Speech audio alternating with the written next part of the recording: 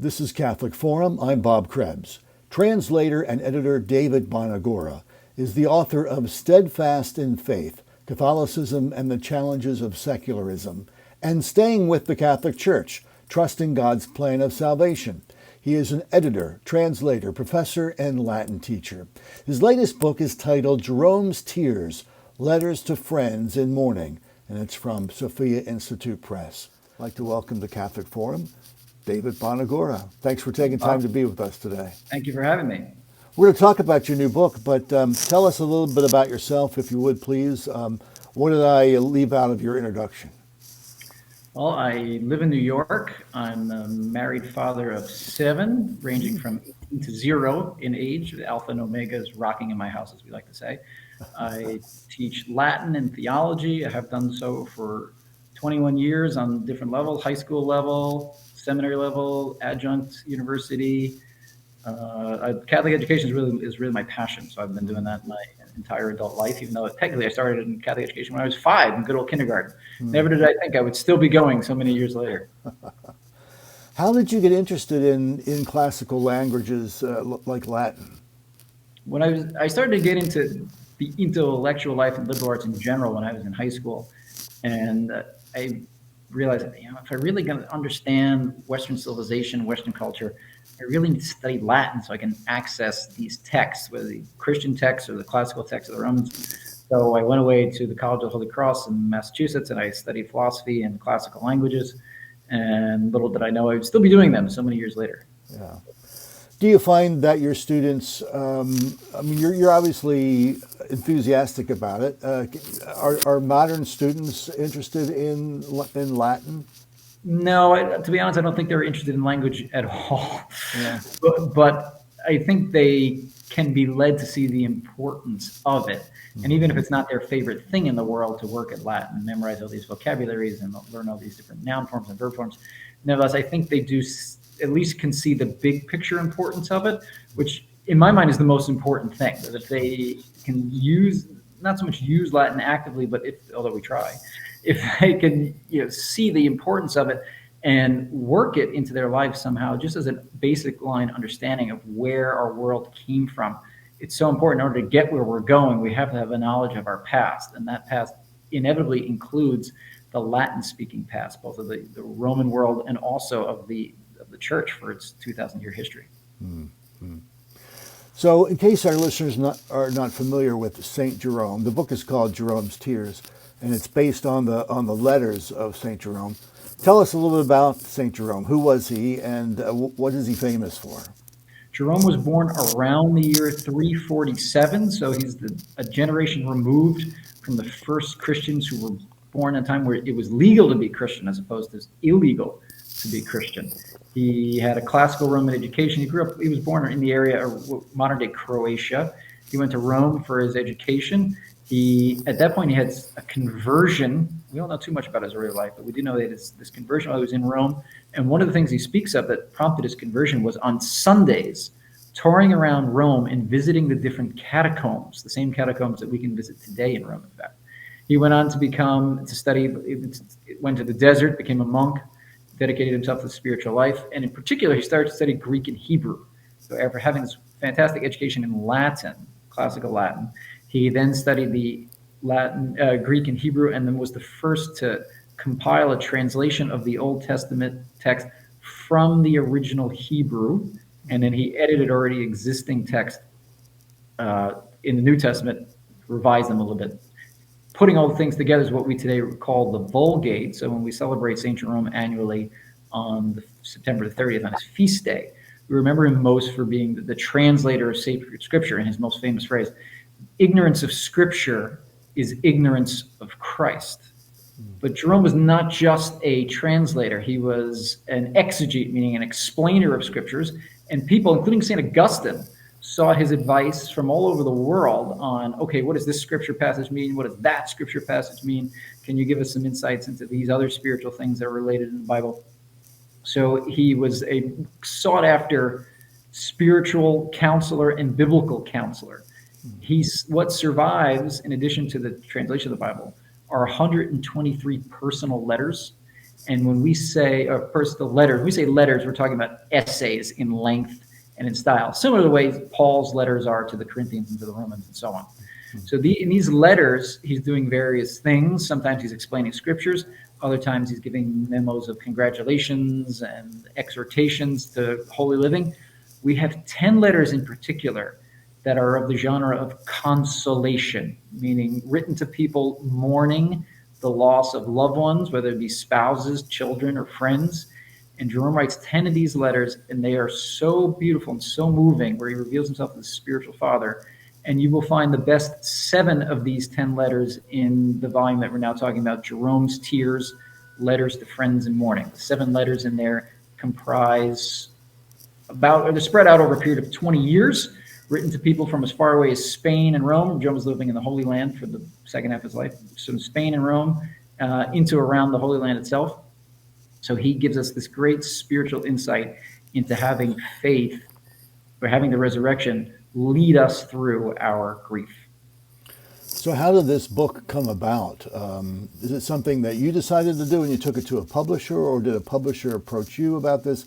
Walk us through that process. Yes, I worked on Jerome's letters, these particular letters of consolation, as a graduate student, as a way to look at, how did Jerome, and the consolation letters are his most celebrated letters. So how does he make these?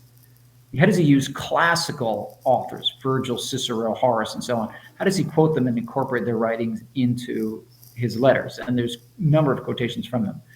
And while I was working on that thesis, I said to myself, it'd be really great if we could get these letters together into a single volume from Jerome, because you can find some translation of Jerome's letters here and there, but they're not thematic. They are just a scattered selection of different letters that he wrote over a different period of time.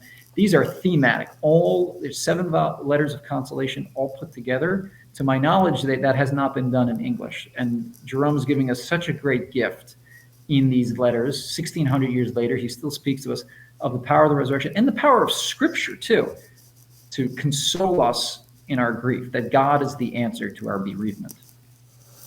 Well, why do you think he was so good at this? Was there any indication in your research that he suffered great loss in his own life? I guess we all do at some point. If we live long enough, we'll lose a loved one. But why do you think he was so expertise in giving consolation to those who have lost a loved one? That's a great question. I think it's because he was revered as a spiritual master that people sought his advice. And with that because of his deep faith and because of all the many, many, many years he spent meditating on the scriptures and studying them, he had advice, if you will, to bring to bear on people in their difficulties. In particular, of course, bereavement and death being the toughest of human emotions to deal with. Jerome, and the Bible, of course, is also full of such examples of mourning and of loss. Jerome had all those stories at his fingertips, and he's able to use them. For instance, in one letter that's in the volume to Julian had lost his wife, and he lost 2 of his daughters, all within a year of each other.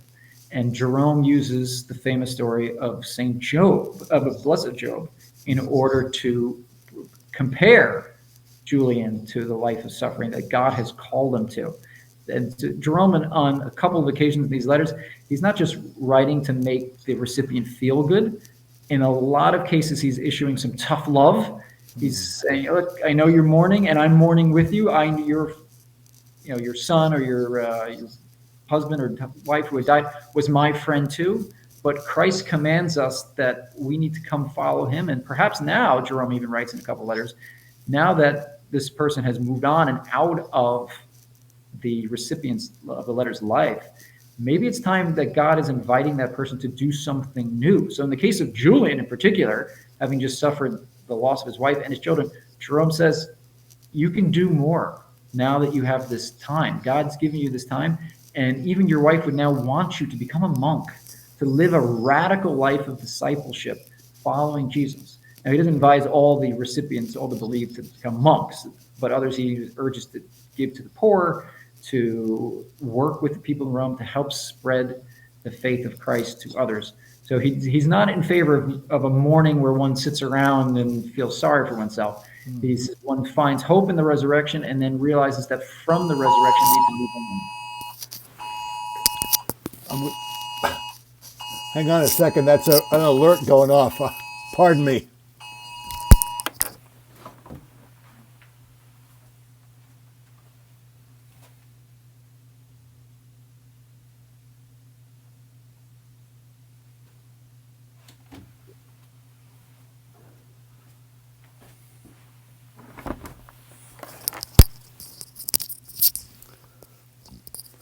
Thankfully, that was just a test of the emergency broadcast system. Yeah, I got a memo that was going to happen actually at 2:20 today. Okay. So my phone is off in my pocket.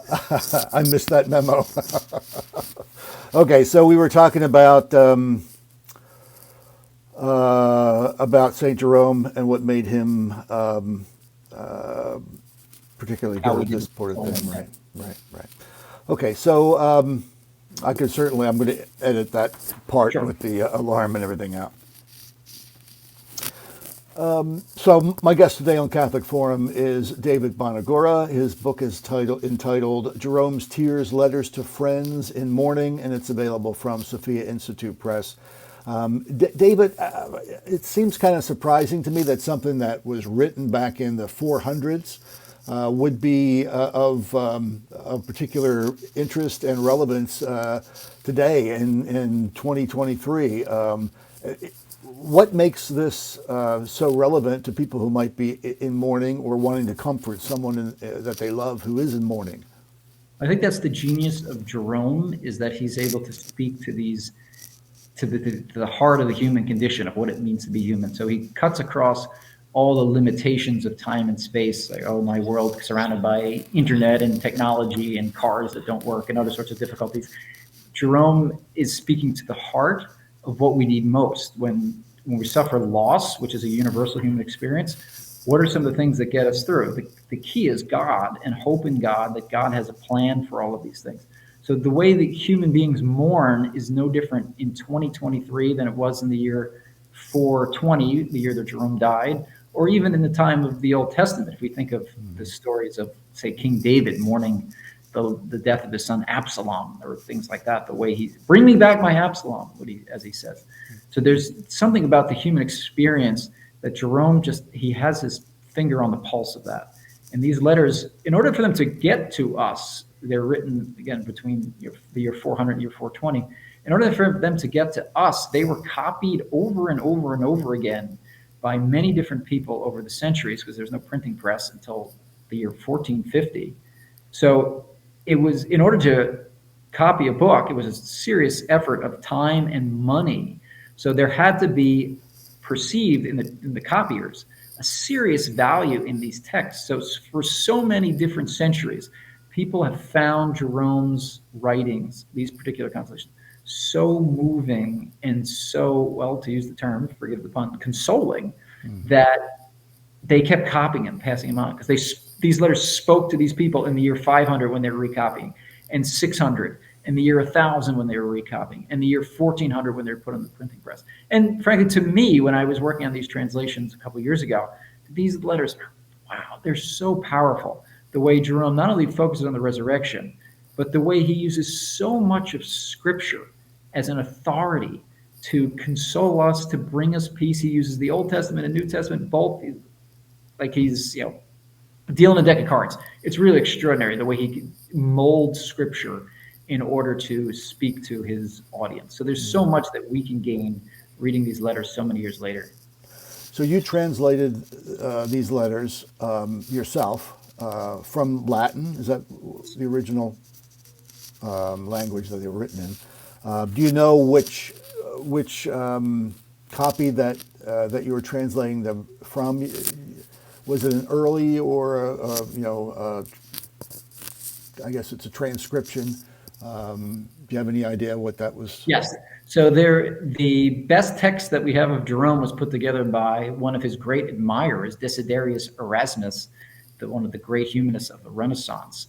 And that text was then put that was printed, with printing press. Right. And then nowadays, if you go to, say, seminary libraries and other university libraries, you can find a treasure for Latinists. It's called the Patrologia Latina.